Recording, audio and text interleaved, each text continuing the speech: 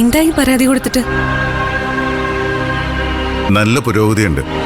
RD ഓഫീസിൽ നിന്ന് അപ്പം തന്നെ ഒരാൾ വന്ന് വീടിന്റെ പരിസരത്തൊക്കെ അന്വേഷിച്ചിട്ട് പോയിട്ടുണ്ട്. സർക്കാരിന്റെ കാര്യം മുറ പോലെ എന്നല്ലേ നമ്മൾ പറയാറ്. ഇതങ്ങനെയല്ല, നല്ല സ്പീഡാ എല്ലാത്തിനും. നാളെ വാദിയോടും പ്രതിയോടും RDയോട് ചേംബറിൽ ഹാജരാകാൻ പറഞ്ഞിട്ടുണ്ട്.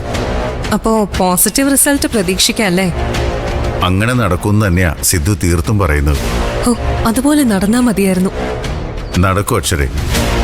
ആ വീട് നമുക്ക് തിരിച്ചു കിട്ടും. കിട്ടിയ ഡാഡിയുടെ മുമ്പിൽ ഞാനൊന്ന് ഞെളിഞ്ഞു നിൽക്കും. ഇപ്പൊ എങ്ങനെയുണ്ട് എന്ന് ധൈര്യമായിട്ട് പിന്നീട് എനിക്ക് ചോദിക്കാലോ. അതോടെ ആ സ്വാമിയെ തൂക്കിയെടുത്ത് കളയണം. സാറ് സമ്മതിക്കുമെന്ന് തോന്നുന്നില്ല. സാറല്ല, ഞാനാ അയാളോട് അവിടുന്ന് പോണോന്ന് പറയാൻ പോകുന്നേ. പോയില്ലെങ്കിൽ ഓടിക്കും. നമ്മൾ കരുതുന്ന പോലെ ഒരാളല്ല സ്വാമി. ആരായാലും എനിക്കൊരു പ്രശ്നവുമില്ല. അയാളോട് ഞാൻ പോകാൻ പറഞ്ഞിരിക്കും. അതിനെ തുടർന്ന് എന്ത് സംഭവിച്ചാലും അത് അനുഭവിക്കാൻ ഞാൻ തയ്യാറാ. ആകെ ഒരു പ്രശ്നമല്ല, സംശയം.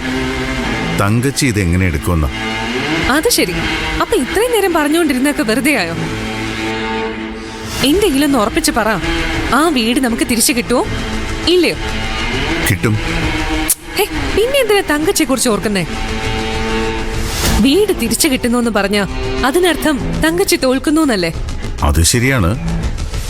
പക്ഷേ അത് തന്നെയാണ് പ്രശ്നവും. എന്താ ഒരു പേടി പോലെ? തോറ്റ അവരെങ്ങനെ പ്രതികരിക്കും അറിയില്ലല്ലോ. അവരോട് പോവാൻ പറ. അവരൊന്നും ചെയ്യില്ല. ചെയ്താലും നമ്മളത് ചെറുക്കും. സിദ്ധുവും ഇത് തന്നെയാ പറഞ്ഞത്. പിന്നെന്താ നിങ്ങൾക്ക് മാത്രം അതൊരു പ്രശ്നമായിട്ട് തോന്നുന്നേ? വേറൊന്നും കൊണ്ടല്ല, സാറ് നല്ല ടെൻഷനില്ല. പുള്ളിക്കാരന് നല്ല പേടിയുണ്ട്. അതിന്റെ കാരണമാണെങ്കിൽ എത്ര ചോദിച്ചിട്ടും പറയുന്നുമില്ല. വരുന്നിടത്ത് വെച്ച് കാണാം. കാര്യങ്ങൾ എന്തായാലും ഇവിടം വരെ എത്തിയല്ലോ. ഇനി RDO തീരുമാനിക്കട്ടെ എന്ത് വേണമെന്ന്. അതെ, പ്രാർത്ഥിക്കാം എല്ലാം അനുകൂലമാകാൻ. ഒപ്പം ഒന്നും സംഭവിക്കാതിരിക്കാൻ. ഞാൻ കുടിക്കാനെടുക്കാം.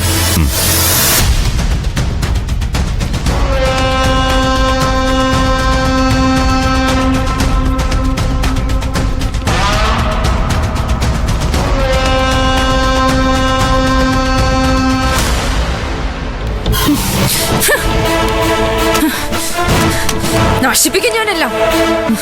കാണിച്ചു കൊടുക്കാം ആ ജയശങ്കറിന് ഞാൻ ആരാന്ന്. പരാതി കൊടുത്തല്ലേ അയാളുടെ നാശത്തിന് അയാൾ അങ്ങനെ ചെയ്തത്. മാഡം, ആ സ്വാമി വരുന്നു.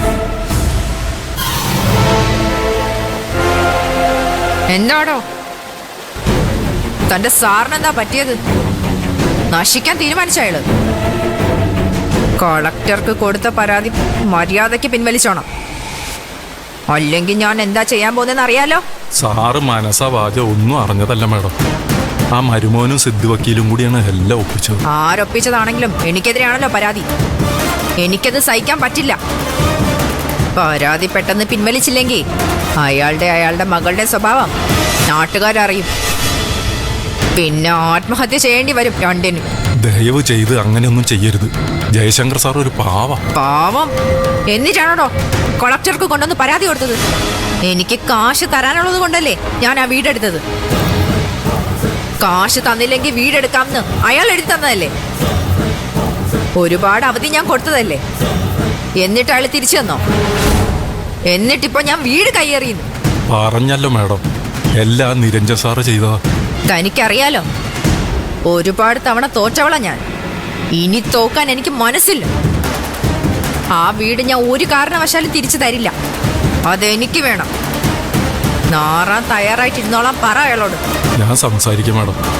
സംസാരിച്ചാ പോരാ, സമ്മതിപ്പിക്കണം. അല്ലെങ്കിൽ തങ്കച്ചിയുടെ തനി നിറ അയാൾ കാണും. നശിപ്പിക്കുന്നു ഞാൻ പറഞ്ഞ നശിപ്പിക്കും. ചെന്ന് പറഞ്ഞേക്ക്.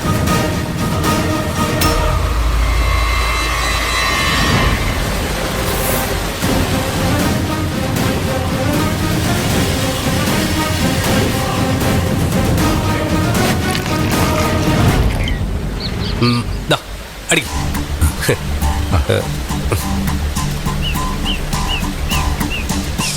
ഇത് ഞങ്ങളുടെ ഒരു സന്തോഷത്തിന്. എസ്റ്റേറ്റിൽ ജോലി കിട്ടിയതും നിങ്ങളെപ്പോലെ നല്ല മനസ്സുള്ള ചിലരെ പരിചയപ്പെടാൻ പറ്റിയതും ഭാഗ്യമല്ലേ?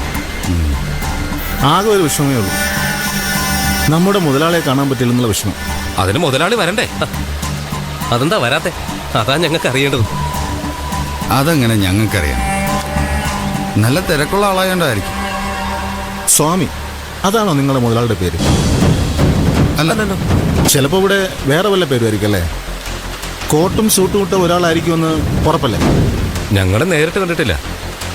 ഇവിടെ ആരും കണ്ടിട്ടില്ലേ?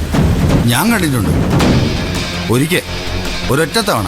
ആ പറ പറ, എങ്ങനെ ഇരിക്കും ആള്? എങ്ങനെ ഇരിക്കുമെന്ന് ചോദിച്ചാ ഒരു ഫോട്ടോ കണ്ടാലേ പറയാൻ പറ്റും.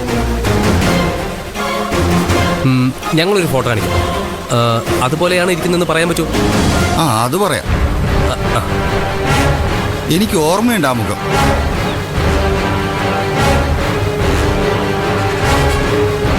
ദാ, ഇതാണോ മുതലാളി?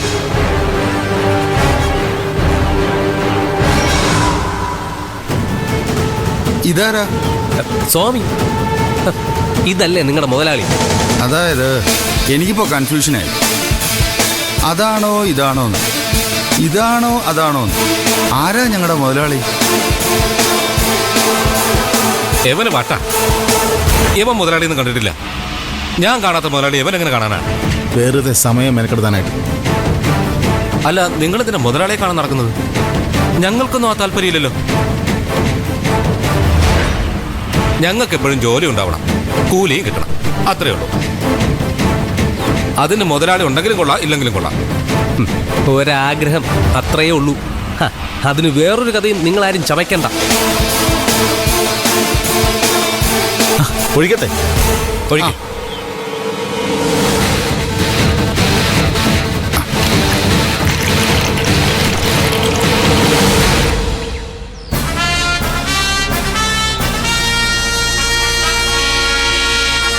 ആ മനോഹര, ഡിസ്ചാർജ് ആവുന്ന ശരത്തിന്റെ കാര്യത്തിലെ എന്താ തീരുമാനിച്ചിരിക്കുന്നത്?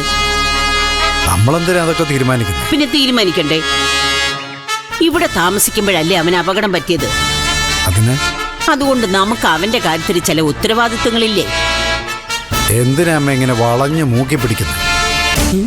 എന്താ അമ്മയുടെ മനസ്സിലുള്ളതെന്ന് വെച്ചാ തുറന്നൊന്ന് മൊഴിയേ. ആ, അത് തന്നെയാ ചെയ്യാൻ പോകുന്നത്. ശരത്തിനെ വേറെ എവിടേക്കെങ്കിലും വിടാൻ ഞാൻ ഒരുക്കമല്ല. അവനെ ഇങ്ങോട്ട് തന്നെ കൊണ്ടുവരണം. ഇവിടെ വിശ്രമിക്കട്ടെ.